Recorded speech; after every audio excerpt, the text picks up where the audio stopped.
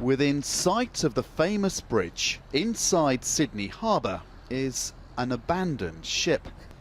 The Hanjin, California, is one of about 100 container ships which, when the South Korean company Hanjin filed for bankruptcy 3 weeks ago, was stopped in its tracks.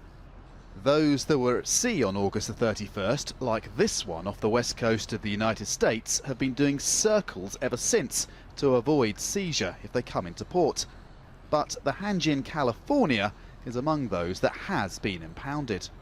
The Hanjin, California was in a container port just south of Sydney when Hanjin filed for bankruptcy.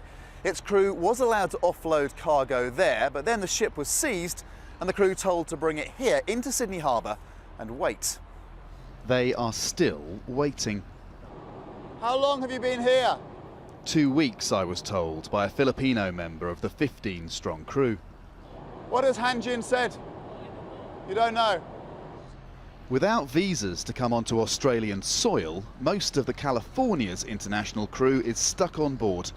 Around the world, hundreds of other crew members are also stuck on their ships, without knowing when or where they'll next set foot on land.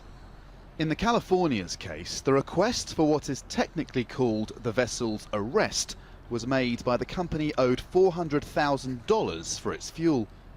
28 days from the date of arrest, the vessel will be entered into a judicial sale.